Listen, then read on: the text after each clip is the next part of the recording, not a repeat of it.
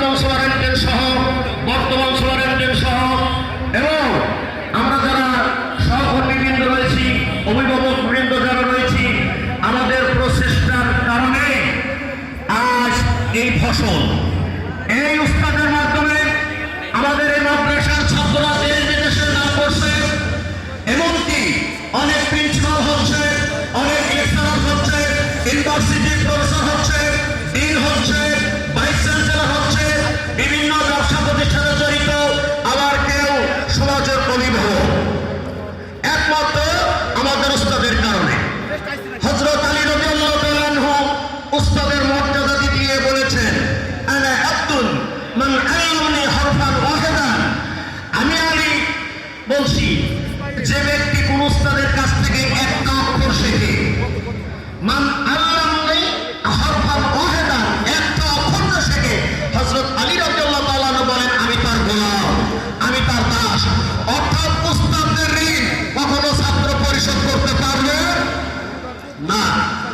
এজন্য আমি বলবো, আজকের আমরা এই পবিত্র অনুষ্ঠানে আমরা যারা এসেছি, আমাদের উস্তাদের দিকে খেয়াল রাখতে হবে।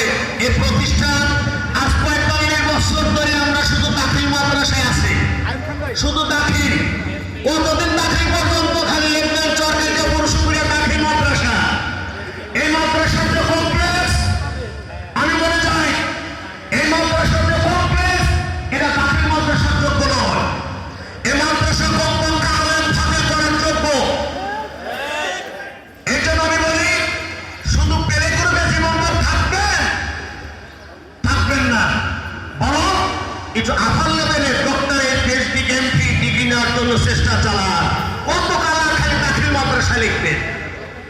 এই জন্য আমি বলি, এই সরকারি কাপড় দাখিল মাদ্রাসা শুধু 45 বছর দাখিল মাদ্রাসা থাকবে।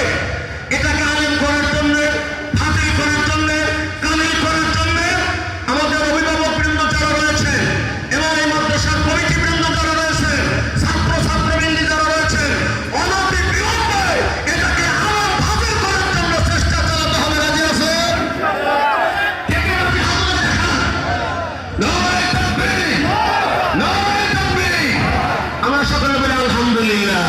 আমার ভাইরা, আমি বলে যাই, আল্লাহ রাসূল বলেছেন, ইন্নামা বুইস্তু মুআল্লিমান, আমি রাসূল হচ্ছে तमाम পৃথিবীর শিক্ষক। রাসূল শিক্ষক হিসেবে পৃথিবীতে এসেছেন। এই জন্য আমাদের উস্তাদের কারণে আজ আমরা এতদূর পর্যন্ত এসেছি। উস্তাদের দোয়াই আমাদের ভবিষ্যতে সফলতার চাবিকাঠি। সকলে বলেন আলহামদুলিল্লাহ। আরো জোরে বলেন আলহামদুলিল্লাহ। এই জন্য বলা হয়, student life is the time of learning. ছাত্র জীবন হলো শিক্ষা লাভের সময়। এডুকেশনের তাদের মনোফেশন। কোন জাতি শিক্ষা ছাড়া উন্নত করতে পারে না। এই জন্য শিক্ষা আমাদের অর্জন করতে হবে। আর এই মাদ্রাসা শুধু ভালো রেজাল্ট করলে, আদর্শ মানুষ হলেন না, তাহলে চলবে না। এই শিক্ষা প্রতিষ্ঠানে লেখাপড়ার পাশাপাশি ভালো লেখাপড়া করে ভালো রেজাল্ট করতে হবে, মাদ্রাসার সুনাম বয়ে আনতে হবে এবং ভবিষ্যৎ আদর্শ মানুষ গঠন করতে হবে। আল্লাহ রাসূল যেমন পৃথিবী বিশ্ব মহাবিশ্বের মডেল ছিলেন, আমরা সেই নবীজি অন্য আমাদের মডেল হওয়ার দরকার আছে কিনা একটু জোরে বল।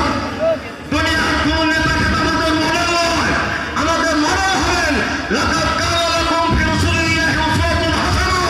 বিশ্বনবী হলেন আমাদের জন্য মডেল। সেই নবীকে আদর্শ অনুকরণ আমাদের জীবনে বাস্তবায়ন করতে হবে। পরিশেষে আমি যেহেতু মাদ্রাসার ছাত্র, সময় সম্পর্কে আমাদের জ্ঞান থাকতে হবে। সময়ের জ্ঞান